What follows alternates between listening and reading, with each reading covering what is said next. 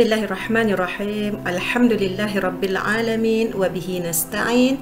Assalamualaikum warahmatullahi wabarakatuh. Apa khabar semua? Saya doakan semuanya berada dalam keadaan sihat walafiat.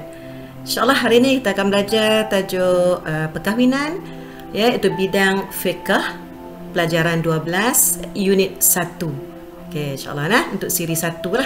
Kita ambil sebahagian dahulu. Baik, sebelum kita teruskan, sama-sama kita lihat objektif pelajaran kita pada hari ini. Yang pertama, iaitu menyatakan maksud perkahwinan. Jadi pelajar kena tahulah apa maksud perkahwinan. Yang kedua, menjelaskan dalil galakkan berkahwin. Yang ketiga, menjelaskan hukum berkahwin. Yang keempat, menerangkan hikmah perkahwinan. Yang kelima, menjelaskan golongan wanita yang haram dikahwini. Dan seterusnya menerangkan 5 rukun nikah, dari aspek yang 5 itulah, dan dijelaskan setiap satu berkaitan dengan maksud dan syarat setiap rukun. Maksud perkahwinan ialah akad yang menghalalkan persetubuhan antara lelaki dan perempuan, menurut hukum syarak. Satu ikatan ataupun akad yang menghalalkan persetubuhan hubungan jenis antara lelaki dan perempuan menurut hukum syarak. Okey, itu maksud perkahwinan. Untuk dalil untuk perkahwinan, firman Allah dalam surah An-Nur ayat 32. A'udzubillahi minasyaitonirrajim. Wa ankihul ayama minkum was-salihin min ibadikum wa imaikum, yang bermaksud, dan kahwinkanlah orang-orang bujang dalam kalangan kamu dan orang-orang yang soleh dari hamba-hamba kamu, lelaki dan perempuan. Ayat ini menjadi dalil bahawa Allah menggalakkan orang-orang beriman berkahwin. Dalil daripada hadis Rasulullah, di mana Abdullah bin Mas'ud meriwayatkan bahawa Rasulullah sallallahu alaihi wasallam bersabda, "Ya ma'syarasy syabab, man istata'a minkumul ba'ah falyatazawwaj, fa innahu aqaddu lil basar wa ahsana lil farj, wa man lam yastati' fa alaihi bis-shaum fa innahu lahu wija'." Maksudnya, wahai pemuda, siapa yang berkemampuan dalam kalangan kamu menyediakan belanja kahwin, maka hendaklah berkahwin, kerana berkahwin dapat menutup pandangan daripada melihat maksiat dan memelihara kemaluan daripada melakukan zina. Siapa yang tidak mampu, maka hendaklah berpuasa. Sesungguhnya puasa itu dapat mengurangkan hawa nafsu. Riwayat Abu Daud. Jadi dalam hadis ini jelas, Rasulullah SAW menggalakkan lelaki untuk berkahwin sekiranya mampu dan dapat menyediakan nafkah untuk keluarga. Dan sekiranya tidak mampu, disunatkan berpuasa untuk mengekang hawa nafsu. Okey, sekarang kita sambung hukum perkahwinan. Okey, hukum perkahwinan yang pertama adalah harus, di mana seseorang lelaki atau perempuan tu tiada desakan atau halangan untuk berkahwin. Tak ada benda yang menyebabkan dia rasa terpaksa kahwin ataupun sesuatu yang menghalang seperti haram berkahwin. Jadi hukumnya harus kerana tiada desakan atau halangan. Yang kedua, hukum dia sunat. Seseorang tu dia ada keinginan untuk berkahwin dan mampu menyediakan nafkah zahir dan batin. Kalau ada keinginan saja tak mampu, seterusnya hukumnya adalah wajib, di mana seseorang tu dia bimbang akan terjerumus ke dalam maksiat sekiranya tidak berkahwin. Dengan syarat dia mampu memberi nafkah zahir dan batin. Maka wajiblah, sebab kalau dia tak kahwin dia akan melakukan maksiat. Yang ketiga, makruh. Seorang yang mempunyai keinginan untuk berkahwin tetapi tidak mampu memberikan nafkah untuk pasangannya, seperti mengidap masalah mati pucuk atau berpenyakit. Dan seterusnya, haram bertujuan untuk menzalimi atau memudaratkan pasangan. Dia kena ingat ada 5 hukum perkahwinan. Seterusnya hikmah perkahwinan, iaitu yang pertama, untuk memenuhi tuntutan batin yang merupakan fitrah manusia. Setiap manusia dia ada keinginan untuk berkahwin. Yang kedua, memelihara diri daripada keruntuhan akhlak dan gejala sosial. Bila tak berkahwin, melakukan hubungan lelaki dan perempuan yang boleh menyebabkan keruntuhan akhlak dan gejala sosial. Seterusnya yang ketiga, memelihara keturunan yang baik untuk generasi yang akan datang. Okey, dan keempat, mewujudkan ketenangan jiwa melalui hubungan cinta yang halal. Yang kelima, menghindari perbuatan seks secara bebas yang boleh membawa penyakit. Dan yang keenam, menjalinkan hubungan persaudaraan antara kedua-dua belah pihak, ini keluarga lelaki ataupun keluarga suami dan isteri. Sebenarnya banyak lagi hikmah perkahwinan ni. Ini antaranya itu 6 yang kita telah bincangkan. Baiklah, seterusnya kita lihat dalam perkahwinan ni kita kena tahu pula siapa yang boleh dikahwini dan siapa yang tidak boleh dikahwini. Jadi ada beberapa golongan wanita yang haram dikahwini. Okey. Haram dikahwini ni ada dua situasi, sama ada haram selama-lamanya atau haram sementara waktu. Kalau haram selama-lamanya disebabkan keturunan, penyusuan dan persemendaan. Yang pertama sebab keturunan, yang kedua penyusuan dan yang ketiga persemendaan. Okey, bagaimana pula haram untuk sementara waktu? Okey, sebelum kita lihat haram sementara waktu, kita lihat dulu huraian tentang haram selamanya. Yang pertama tentang keturunan. Haram berkahwin dengan siapa? Sebab dia keturunan kita, iaitu ibu, nenek dan ke atas, anak perempuan, cucu perempuan, adik-beradik perempuan seibu sebapa, sebapa atau seibu, anak perempuan daripada adik-beradik lelaki atau perempuan seibu sebapa, adik-beradik yang sebapa atau seibu. Jadi tak boleh kahwin dengan anak perempuan daripada adik-beradik ni, maksudnya anak saudara lah. Seterusnya yang ketujuh ialah ibu saudara. Ibu saudara pun tak boleh dan nenek saudara juga tak boleh. Penyusuan. Penyusuan ni kalau pelajar faham ataupun anak-anak lihat, penyusuan ni sama dengan keturunan. Okey, ibu tak boleh, ibu susuan pun tak boleh. Okey, kemudian ibu bagi ibu susuan lah, nenek susuan tu kan. Kemudian yang ketiga, ibu bagi suami, ibu susuan dan ke atas. Maksudnya nenek sebelah, bapa susuan. Yang ketiga, yang keempat, anak-anak ibu susuan. Yang kelima, adik-beradik susuan. Seterusnya yang keenam, anak saudara daripada adik-beradik susuan. Yang ketujuh, adik-beradik ibu susuan. Yang kelapan, adik-beradik bagi suami ibu susuan. Dan seterusnya, persemendaan. Haram berkahwin dengan ibu tiri dan ke atas. Ibu mentua, sama ada nasab atau susuan. Yang ketiga, anak tiri apabila ibunya telah disetubuhi.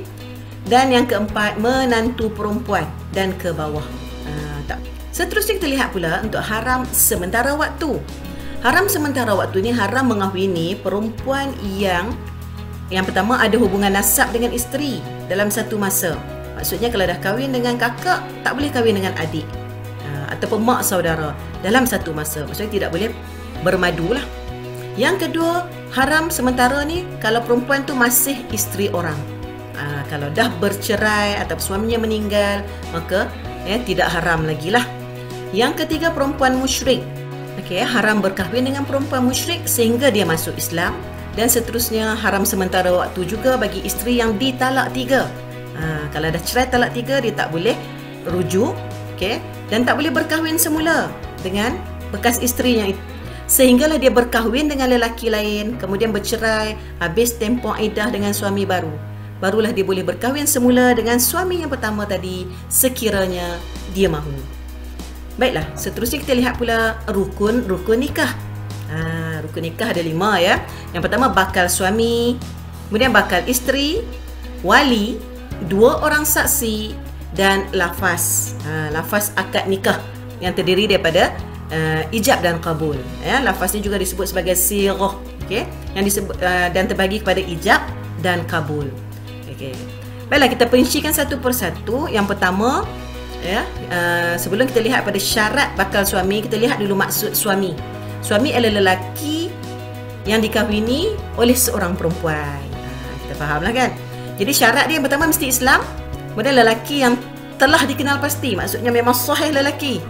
Yang ketiga, bukan mahram kepada bakal isteri. Okey, bukan mahram, maksudnya dia tak boleh kahwin dengan adik-beradik dia, adik-beradik susuan ataupun seorang yang berkaitan dengan persemendaan seperti ibu tiri dan sebagainya. Yang keempat, tidak dalam ihram haji atau umrah. Dan yang kelima, tidak mempunyai 4 orang isteri dalam satu masa. Okey, ini adalah syarat bagi bakal suami. Apa pula syarat bagi bakal isteri? Okey, sebelum tu kita lihat siapakah isteri.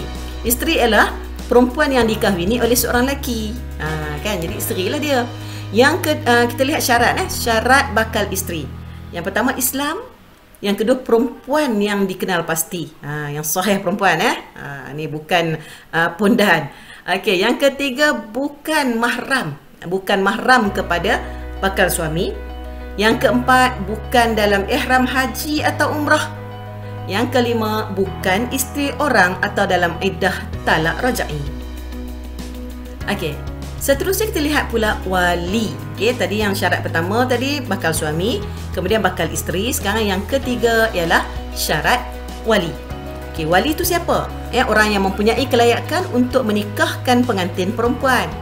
Syarat-syaratnya seorang lelaki, Islam. Okey, syaratnya yang pertama Islam, yang kedua lelaki, yang ketiga baligh. Jadi kalau tak baligh lagi tak boleh jadi wali. Berakal. Adil di sini bukan maksudnya adil dalam poligami tu tapi adil ni maksudnya dia tidak melakukan dosa besar dan juga dosa kecil yang berterusan. Maksudnya tidak fasik lah. Yang keenam merdeka. Yang ketujuh tidak dalam ihram haji dan umrah. Yang kelapan tidak dipaksa untuk mewalikan. Yang kesembilan tiada penyakit yang mencacatkan fikiran seperti nyanyuk atau gila. Yang kesepuluh mampu memelihara dan mengurus hartanya. Syarat wali banyak kan, ada 10. Okey, insyaAllah. Seterusnya kita lihat pula wali. Wali ni dia terbahagi kepada 2 keadaan ataupun 2 jenis, iaitu wali mujbir dan wali bukan mujbir. Ni dalam wali nasab lah ni Ni susunan wali nasab ataupun wali keturunan. Okey, wali mujbir bapa atau datuk. Okey. Wali bukan mujbir ialah adik-beradik lelaki seibu sebapa, adik-beradik lelaki sebapa, anak saudara lelaki daripada adik-beradik lelaki seibu sebapa, anak saudara lelaki daripada adik-beradik lelaki sebapa, anak lelaki kepada saudara lelaki seibu sebapa. Ni anak saudara lah kan. Okey, anak lelaki kepada saudara lelaki sebapa. Okey. Dan bapa saudara pula, bapa saudara sebelah bapa yang seibu sebapa. Maksudnya bapa saudara tu dia seibu sebapa dengan ayah kita. Okey, yang kedua bapa saudara yang sebelah bapa tapi dia sebapa sahaja dengan ayah kita. Yang kesembilan sepupu lelaki daripada bapa saudara sebelah bapa yang seibu sebapa. Okey, sepupu lelaki sebelah bapa boleh jadi wali. Dan sepupu lelaki ni juga daripada sebelah bapa juga daripada bapa saudara yang sebapa dengan ayah kita. Boleh baca balik bagi faham. Dan seterusnya wali hakim. Okey, bila dah tak ada semua wali dalam nasab atau keturunan, maka wali itu akan berpindah kepada wali hakim. Okey, kita lihat sebab-sebab kenapa perpindahan ataupun sebab yang membolehkan perpindahan wali nasab kepada wali hakim. Yang pertama, tidak mempunyai wali nasab. Mungkin wali nasab dia semua dah meninggal dunia. Yang kedua, wali nasab berada jauh melebihi 2 marhalah. Yang ketiga, wali nasab hilang, tidak dapat dikesan. Yang keempat, saudara baru atau mu'alaf yang memang tiada wali nasab.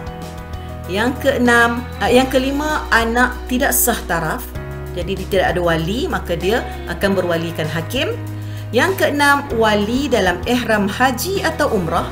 Jadi dia tak boleh nikahkan dan tak ada wali lain, maka boleh berpindah kepada wali hakim. Yang ketujuh, wali enggan mewalikan pernikahan. Okey, yang ke-8, wali sendiri yang nak kahwin dengan perempuan tersebut. Contohnya dia nak kahwin dengan sepupunya yang lelaki sebelah bapa dan tiada wali lain, maka bolehlah berwalikan hakim. Siapakah wali hakim? Ini yang telah dilantik oleh pemerintah lah, oleh sultan untuk mewalikan satu-satu perkahwinan disebabkan tiadanya wali nasab. Seterusnya kita lihat pula rukun nikah yang keempat iaitu saksi. Okey, maksud saksi ni apa? Iaitu orang yang menyaksikan dan boleh mengesahkan akad nikah. Mesti ada saksi 2 orang. Iaitu syarat-syaratnya. Yang pertama, Islam. Yang kedua, lelaki, perempuan tak boleh jadi saksi. Yang ketiga, baligh. Yang keempat, berakal. Yang kelima, adil. Yang keenam, pendengaran yang baik. Yang ketujuh, penglihatan yang baik, sebab dia nak menyaksikan perkahwinan itu. Dan yang ke-8, merdeka. Ini adalah syarat-syarat bagi saksi. Seterusnya kita lihat pula lafaz akad nikah ataupun sirah, disebut sirah, di mana dia terdiri daripada ijab dan kabul. Apa dia ijab? Ijab adalah lafaz yang diucapkan oleh wali atau wakil. Contoh, wali dia kata apa? Aku nikahkan engkau dengan anak perempuanku sekian. Okey, seterusnya kabul pula. Kabul ni ialah lafaz yang diucapkan oleh bakal suami. Bakal suami, contoh, ataupun wakil boleh bakal suami ataupun wakilnya. Contoh, aku terima nikahnya anak perempuanmu. Sekian lah, sebut nama dan sebagainya. Okey, ini adalah lafaz akad nikah ataupun sirah yang terdiri daripada ijab dan qabul. Baiklah, dia ada syarat syarat-syaratnya. Syarat sirah tadi ataupun akad nikah tadi mestilah menggunakan lafaz kahwin atau nikah. Aku nikahkan dikau, aku kahwinkan dikau, ataupun maksud yang sama, yang tepat. Yang kedua, lafaz ijab dan qabul hendaklah jelas dan bukan secara qiyas. Mesti jelas. Sebut nikah, bukan aku pertemukan ke, kan? Dia mesti guna perkataan lafaz nikah ataupun kahwin. Jadi jelas. Yang ketiga, ijab dan kabul hendaklah berturutan dan tidak diselangi dengan perkataan lain.